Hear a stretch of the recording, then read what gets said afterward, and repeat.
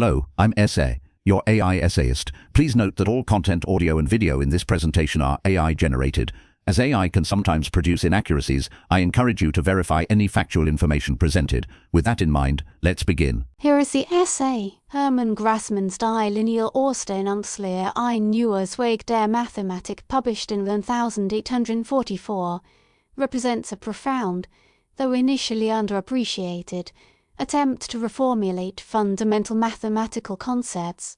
This essay offers a critical evaluation of the claims presented within this seminal work, examining its conceptual framework, methodology, and subsequent impact on the development of linear algebra and related fields. The analysis proceeds section by section, scrutinizing Grassmann's assertions and assessing their internal consistency and potential for further mathematical exploration. Section 1: Introduction and the concept of extensive quantities. Grassmann begins by introducing the concept of extensive quantities, a generalization of traditional numerical quantities to encompass geometrical and other abstract entities. Instead of focusing solely on magnitude, Grassmann emphasizes the properties that define these quantities, laying the groundwork for a system where addition and multiplication operate on objects beyond simple numbers. He claims this approach provides a more fundamental and unified basis for mathematical reasoning,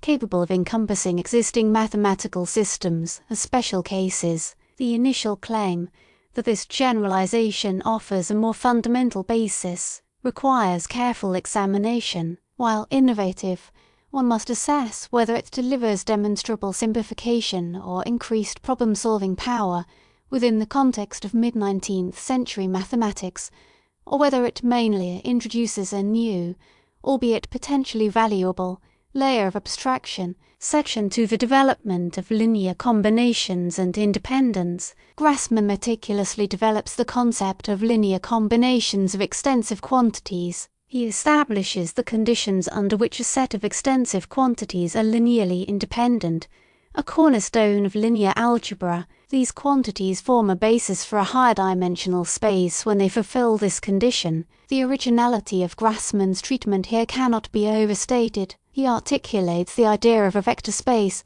though not in the modern formal language, with remarkable precision. The evaluation hinges on the effectiveness of his geometrical interpretations in demonstrating the utility of these abstract concepts, particularly for applications in physics and other sciences. The challenge lay in communicating these ideas in a manner understandable to mathematicians accustomed to more concrete representations. Section 3: Outer product and its geometric interpretation. The introduction of the outer product, what Grassmann calls the user product, is one of the most distinctive features of the Ausdehnungslehre. It forms a new extensive quantity from two or more original quantities, representing the oriented area or volume spanned by them. The crucial claim is that the outer product captures the essential geometrical relationship between these quantities, independent of any particular coordinate system. The claim carries significant weight, particularly if one recalls the difficulties in coordinate system-dependent solutions. The evaluation requires careful consideration of Grassmann's geometrical justifications. He attempts to derive the properties of the outer product from first principles, based on intuitive geometrical considerations of orientation and projections. One must assess the rigor and completeness of this derivation. Does the axiomatic formulation, even in non-rigorous style of 1844,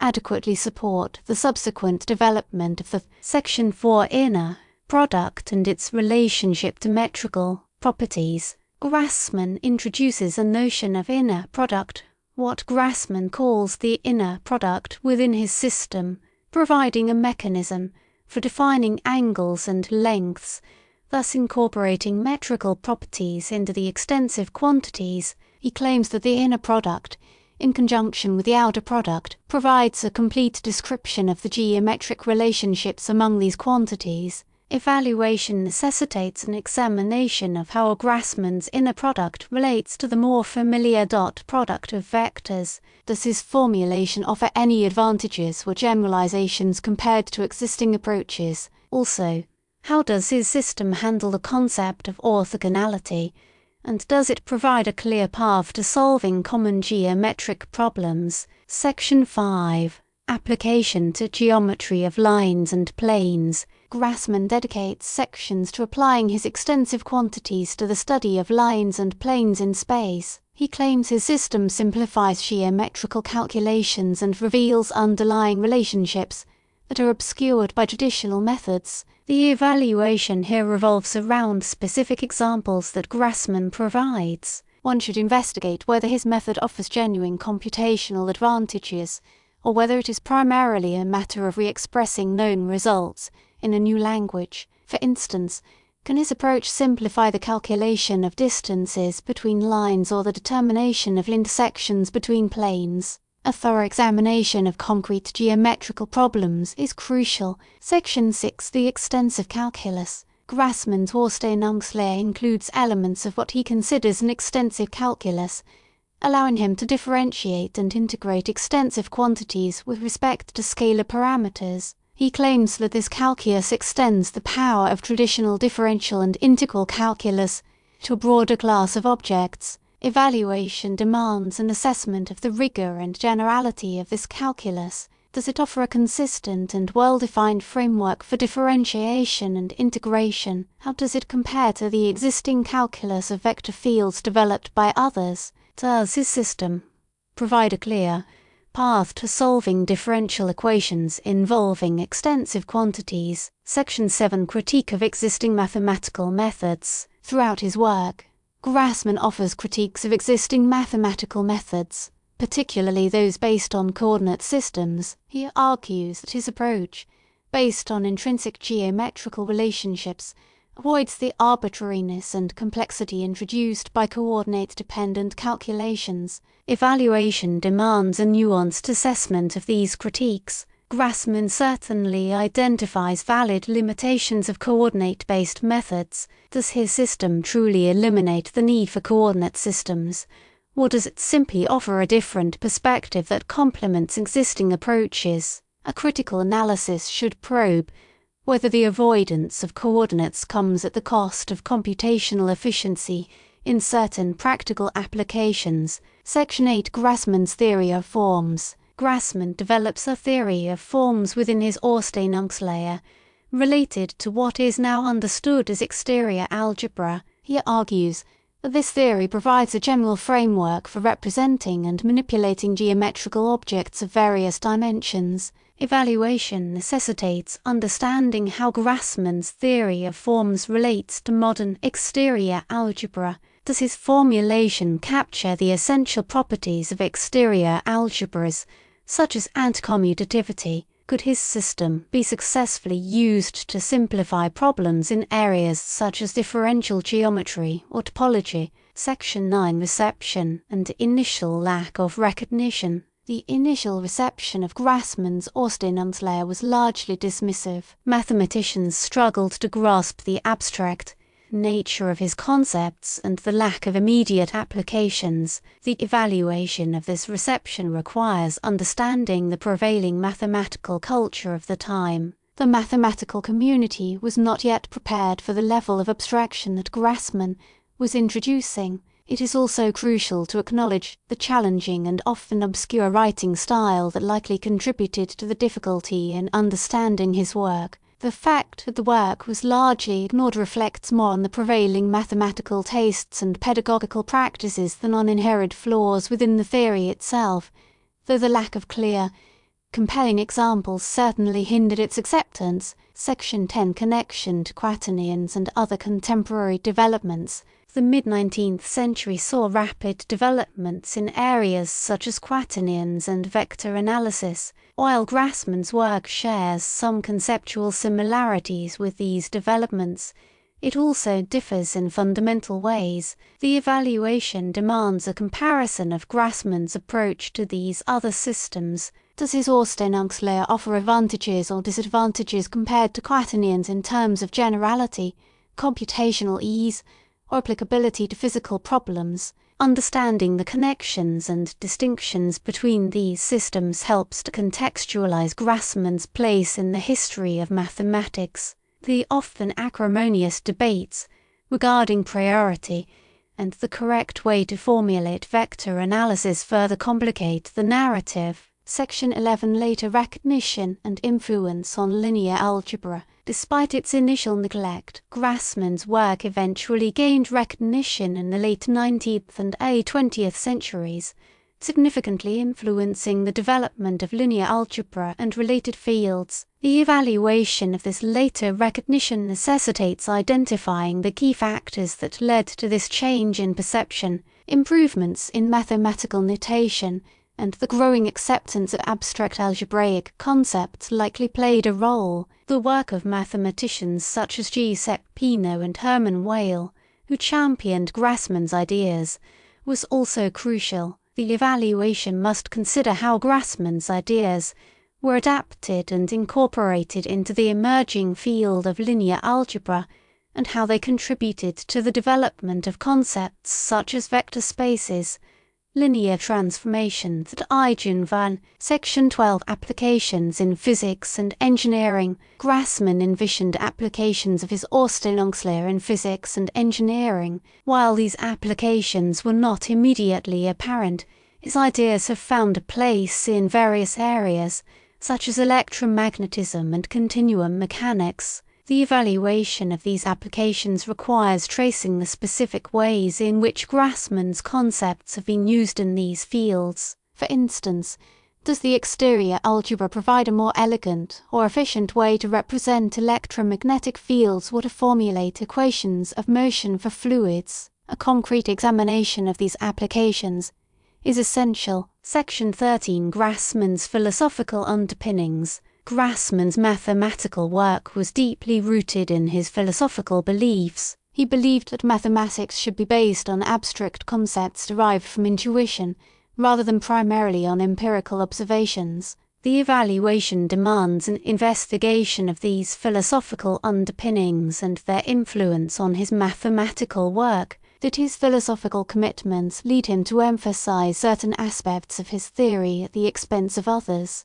Understanding these philosophical motivations provides valuable insight into the genesis and development of his ideas. Section 14 Examination of Grassmann's notation. Grassmann's notation, while innovative, was also a significant obstacle to the widespread adoption of his ideas. The evaluation necessitates a critical assessment of his notation, considering its strengths and weaknesses. Was his notation sufficiently clear and concise to facilitate calculations and communication? How did his notation compare to the notation used in other contemporary mathematical systems? The fact that his notation was largely abandoned in favor of more modern conventions suggests that it had certain limitations. Section 15 Revisiting the claim of unification. Grassmann claimed that his Ausdehnungslehre provided a unified framework for mathematics. It is necessary to revisit this claim in light of the subsequent development of mathematics. Did his system truly achieve the level of unification that he envisioned?